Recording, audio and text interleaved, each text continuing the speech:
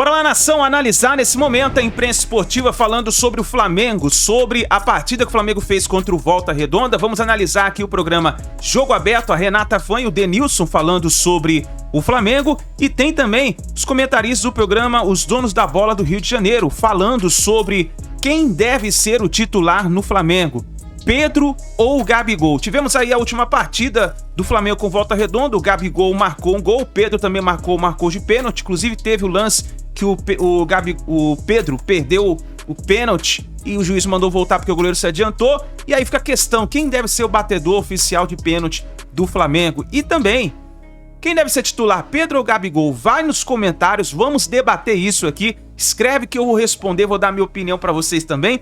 E vamos fazer o seguinte, nos ajude a bater uma meta aí de 2.000 likes para esse vídeo. Compartilhe o vídeo no seu grupo de WhatsApp com o seu amigo flamenguista. E se você não é inscrito no canal, se inscreva, ative o sino das notificações. Lembrando que aqui no canal Meu Mengão React, nós vivemos Flamengo todos os dias, tá bom?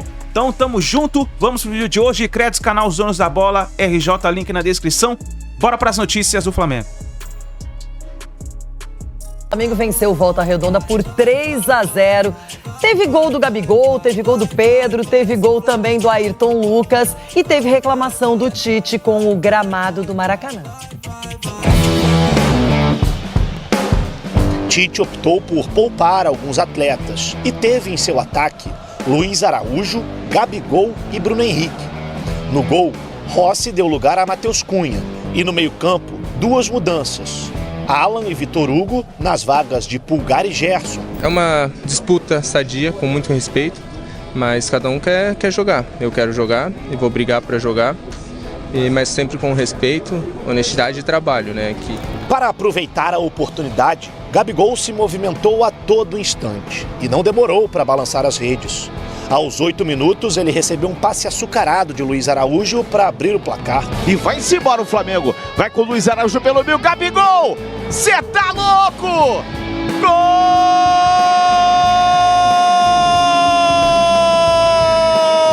É do Flamengo! Gabigol! O camisa 10 teve outra boa chance de ampliar, mas bateu de direita e parou no goleiro Paulo Henrique. O cenário do segundo tempo mudou depois das alterações promovidas por Tite. Primeiro ele lançou o Pulgar, Gerson e Arrascaeta, e posteriormente Pedro na vaga de Gabigol. A partir daí o Flamengo foi dominante e marcou pela segunda vez após essa penalidade cobrada por Pedro. O lance que originou o pênalti, inclusive, foi tema de debate na entrevista coletiva de Tite. É inadmissível. É inadmissível Maracanã ter esse gramado. Não sei quem é responsável, eu estou falando um diagnóstico. É inadmissível. Prejudicou Volta Redonda. O pênalti aconteceu porque o gramado prejudicou o jogador do Volta Redonda e deu pênalti. Então não estou falando como... Então tem que ser para todos. Não dá para ter um campo assim, gente. No fim do jogo, Ayrton Lucas ainda ampliou e deu números finais à partida. Flamengo 3, Volta Redonda 0. Ayrton Lucas invadiu a área, pode marcar o terceiro. Ayrton Lucas! Cê tá louco! Gol!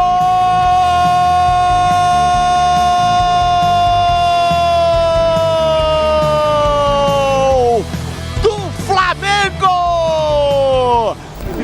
Hoje encontramos um pouco de dificuldade contra a equipe do Volta Redonda, uma equipe muito bem treinada, mas conseguimos nosso objetivo, que era vir conquistar os 3 pontos e não tomar gol. Com o passar do tempo, fica cada vez mais evidente que no futebol atual, um time que tem grandes pretensões na temporada não pode se dar ao luxo de ter apenas 11 jogadores considerados titulares.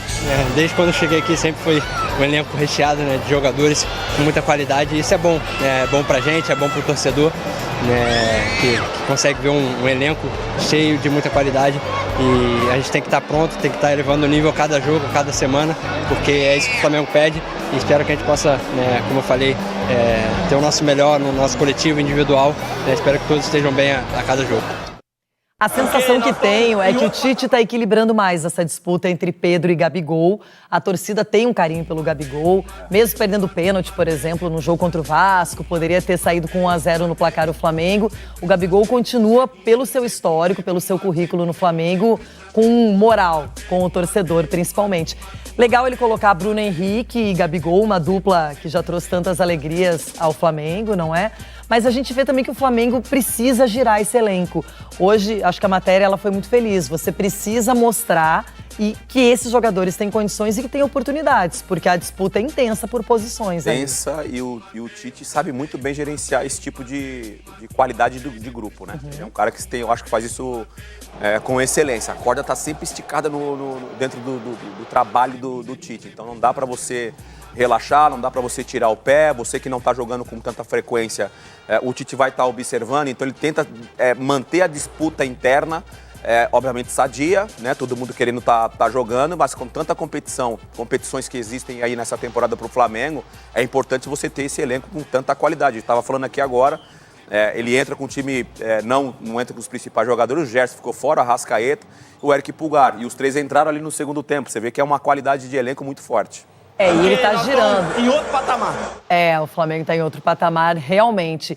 E para quem estranhou, mas o Flamengo não teria ou não daria chance pro Vinha fazer a sua estreia pelo time? Não. O Flamengo ficou com medo, como esse jogo era atrasado da terceira rodada. Naquele momento, o Uruguai ainda não estava inscrito, então o Flamengo não quis arriscar e deixou ele de fora por precaução. O gramado foi talvez o grande assunto pela falta de qualidade, muito judiado, muito ruim para se praticar um futebol de qualidade que se espera principalmente do Flamengo, por esse elenco já citado. Para você, o que fazer? Agora o Tite fez duras críticas ao gramado. Loirão, o ideal, obviamente, para você corrigir um gramado da forma que o Maracanã está, é você parar de ter jogos lá, né? Já parou um tempo. Né? Você para de ter jogo num gramado, corrige, tenta arrumar. Assim, o Tite tem razão, os jogadores quando falam também tem razão, porque o gramado é irregular, para o espetáculo não é legal, ainda mais para um time como o Flamengo, que a tendência é ter a bola, que são jogadores de muita qualidade, de toque de bola, de drible e tudo mais. Você tem um gramado ruim, prejudica o time que tem mais talento. A gente está vendo que nessa edição, principalmente o Flamengo está levando muito a sério o Carioca para desenvolver, né? Porque se a gente for ver, o Tite pegou o Flamengo naquela barca quase furada, bem furada ano passado, e não conseguiu assim desenvolver o estilo de jogo dele. Teve problemas ali desses sistemas e tal, e agora ele está conseguindo pela primeira vez ter uma pré-temporada, está conseguindo rodar a equipe. Teve os jogadores da Copinha também, que no começo do campeonato voltaram para o Rio de Janeiro para fazer o início de preparação para o Carioca, e agora a gente está vendo que o Gabigol também ele vai voltando aos dias normais dele, né? Se eu não me engano, ele se tornou o 6º maior artilheiro da história do Flamengo, né? Depois desse jogo aí. Ele fez o gol de número 155. Cara, é muita coisa, cara. É muita coisa. Em 275 jogos. Eu sei porque eu dei essa informação na transmissão. Não, é absurdo. Claro, né? Flamengo é um nível, assim, de cobrança absurda. É pra ganhar sempre. A última temporada do Gabigol, ele mesmo admitiu que não foi a melhor dele, tudo bem. E a gente entende que, pelo que ele falou também, esse ano, independente se for o último ano dele no Flamengo ou não, ele quer que seja o ano dele. Interessante ver que, assim, antes de começar a temporada, todo mundo falava assim, a relação dele com o Tite não é lá essas coisas, vamos ver como é que vai ser. Mas, assim, dá pra ver que o Tite tá apostando as fichas nele, e óbvio, é o Gabigol, né? Mas, assim, um outro destaque, rapidinho, a defesa do Flamengo, né? Eu não vi o Flamengo tomar gol ainda nessa temporada. Então, a gente está vendo que o Tite está privilegiando, sobretudo, um bom sistema defensivo para essa temporada, assim. E, assim, eu acho que essa talvez seja a grande notícia, para além dos gols do Gabigol, do Luiz Araújo, que eu concordo também que foi o melhor em campo nesse jogo aí, um sistema defensivo que não toma gol. E se a gente está olhando os últimos anos do Flamengo, principalmente o último ano, que tomou muitos gols, que mudou muito de técnico, e a gente estava sempre tendo ali uma dupla de zaga oscilando muito, e a gente está vendo que esse começo de Carioca está servindo para alinhar o sistema defensivo que ainda não tomou gol nesse Carioca. Se eu não estou enganado, o time principal do Flamengo só tomou um gol, que foi pro Orlando City na pré-temporada. Perfeito. Flavinho, só um detalhe negativo do jogo. As vaias da torcida para Wesley e Vitor Hugo. Enfim, inclusive, o Tite pede desculpas ao Vitor Hugo na entrevista coletiva por estar escalando ele numa posição que não é a dele. É bom a gente até deixar isso claro. Isso, eu ia falar isso também. Cara, são dois jovens, dois jogadores que estão desabrochando para o futebol profissional. O Vitor Hugo foi importantíssimo em 2022, quando ele foi muito utilizado pelo Dorival Júnior. Ano passado não teve tantas oportunidades, principalmente com o Sampaoli. Enfim, o Wesley, eu não vou falar que quebrou um galho, mas tapou um buraco que o Rafinha deixou. O Varela não vinha tendo oportunidades com o próprio Sampaoli. E o Wesley fez um bom trabalho no ano passado, apesar de eu achar que ele ainda não está pronto, mas é talentoso, vai estar em algum momento. Também acho. Mas vaiar os caras, um jogo que o Flamengo está vencendo, um jogo em que não está em jogo nada de tão importante. Enfim, 3-0, né? 3-0, enfim. E eles nem tiveram atuações tão ruins assim, não prejudicaram a equipe, nem na construção, nem no desarme. Eu acho que a galera tem que ter um pouquinho de paciência para preservar essas joias da casa, porque no futuro bem próximo podem precisar muito deles. Sem dúvida nenhuma. E o Vitor Hugo, para mim, esse moleque ele vai ser assim, uma das próximas vendas do Flamengo aí para a Europa fácil. Tem todo o estilo de jogador europeu, de Premier League. Não é lento, mas não é tão rápido, mas não é lento.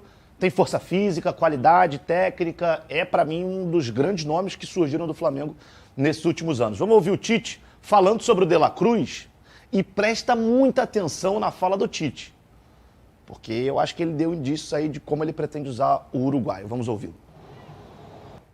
Vocês acham que eu fiz com o Jadson assim para que ele fosse o melhor jogador do campeonato 2015? Ele precisa de tempo para mim. Eu só estou falando de uma história de um jogador de flutuação com características que ela possa. Se tu pegar, eu não estou comparando o jogador, entenda bem, eu estou comparando função. Vocês acham que Bernardo Silva, que é um articulador dentro do City, não demorou tempo, porque ele jogou por dentro, bastante tempo para que ele pudesse produzir e a mecânica toda. Tá? Só estou dando aspectos para refletir. Porque uma a gente já tem dominada, a outra a gente precisa potencializar e trabalhar para que ela possa ser desenvolvida, para ver e ter esses dois, estrategicamente, essas duas possibilidades. Inclusive com um agudo do lado contrário. Eu acho que o que ele falou aí, a torcida não vai gostar muito. Porque eu acho que ele tá na cabeça dele que o De La Cruz vai jogar pelo lado direito aberto. Se for titular, vai jogar aberto pelo lado direito. Porque ele diz que o De La Cruz está mais próximo do Arrasca, como um 10, mas ao mesmo tempo mais próximo do Eric como um 8. Seria uma espécie de 8. E aí depois ele fala que o Arrascaeta, a importância do Arrascaeta no time dele. Então eu não vejo ele usando o De La Cruz como um 8, por exemplo. Não vejo. Até porque o Gerson, eu não acho que vai sair do time. E, assim, que fique muito claro, não merece sair também do time. O Gerson está muito bem. Muito bem. Eu falei aqui na última semana que eu tiraria ele para botar o De La Cruz, porque eu queria ver o De La Cruz nessa posição. E, assim, não dá pro Gerson jogar de primeiro. Isso aí é impossível. Mas eu acho que vai ser isso aí, cara.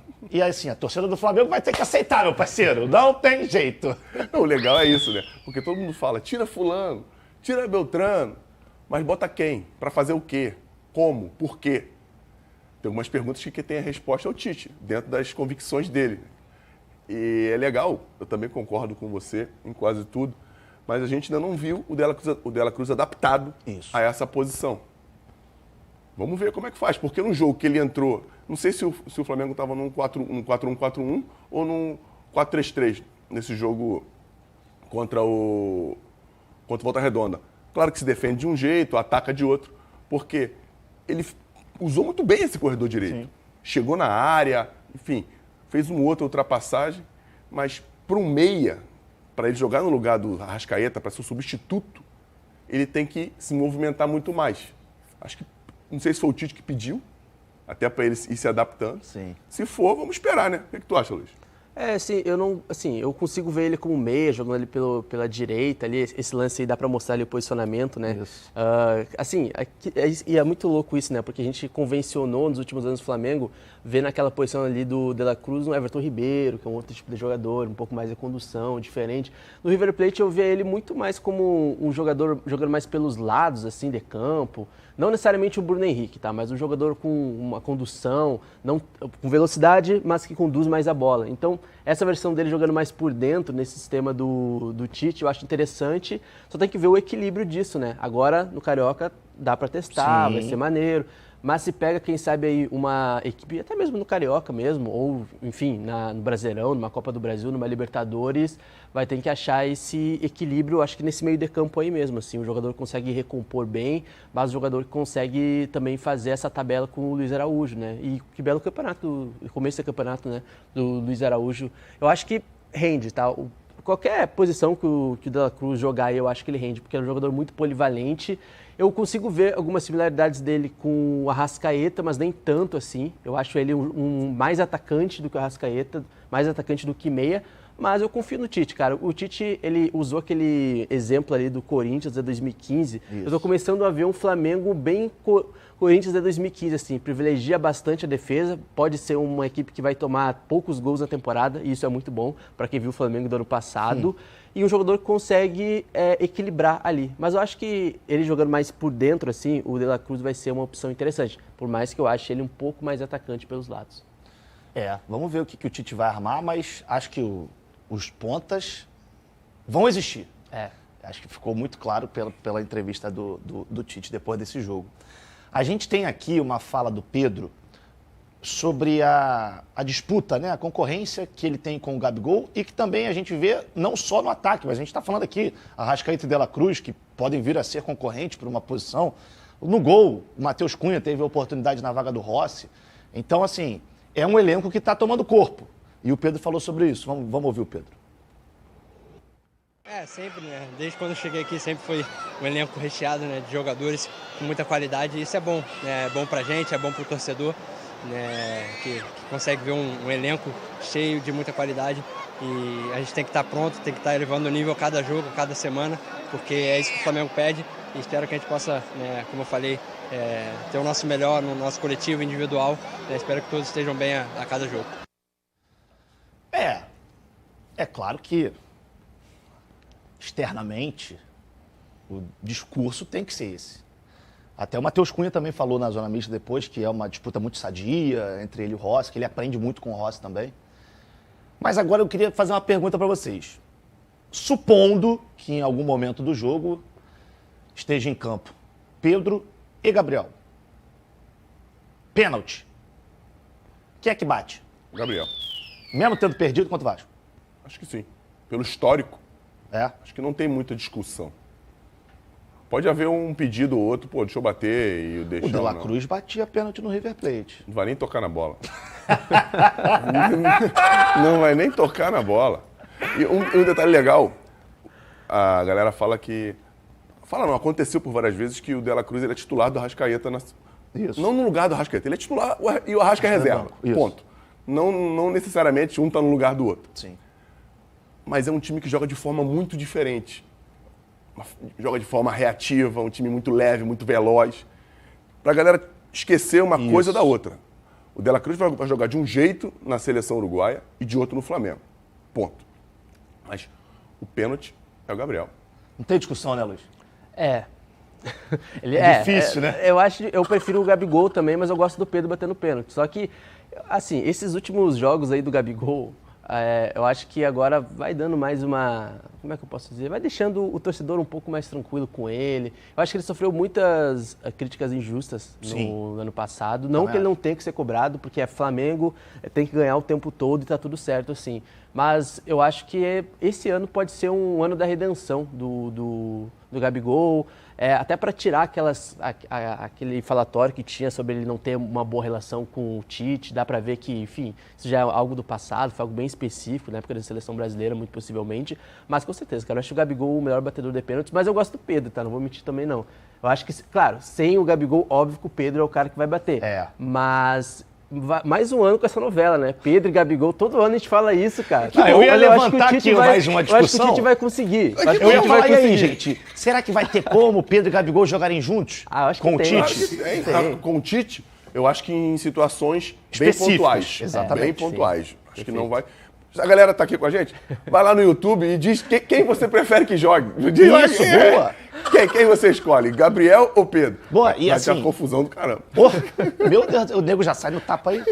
A gente não sabe até, por coisa menor. Depois do jogo, na zona mista, o Marcos Braz não falaria. Ele não ia falar, mas aí ele passou e decidiu falar. Uma das perguntas para ele foi sobre a renovação do Gabigol. E assim, eu vou ser muito sincero, eu não, só um feeling mesmo, não tenho informação nem nada, mas pela fala dele, ele não pareceu tão otimista assim, não. Ele falou que vamos decidir no momento certo. Aí ele até fala, só que o momento certo para um pode não ser para outro, mas a gente vai fazer a melhor escolha, não sei o quê, pipipi, meio que saiu pela tangente. Eu acho que esse caldo pode entornar, cara. Eu tô achando. Olha, eu sendo o advogado ruim, será que o Gabriel não fez uma pré-temporada maior, né? Treinando em casa, se apresentando antes, sabendo dessa dificuldade para tentar fazer o seu melhor ano, para sair para um lugar não igual ao Flamengo, porque não tem igual ao Flamengo na América do Sul, né? Em termos de faturamento, em termos de nível de equipe, para um outro lugar em que ele possa ser bem recebido e possa ter um nível de competitividade parecido. A gente não sabe. A gente não sabe o que acontece por trás dos panos. Mas o que a gente tem certeza é que ele... Eu não gosto de falar de motivação, mas ele parece ser um cara mais aplicado, também acho, nesse início de ano do que no final do ano passado. Eu falei uma coisa aqui, Luiz, semana passada, não sei se você vai concordar, que na minha opinião, em algum momento, e não vai demorar, ele vai roubar a vaga do Pedro. Também acho.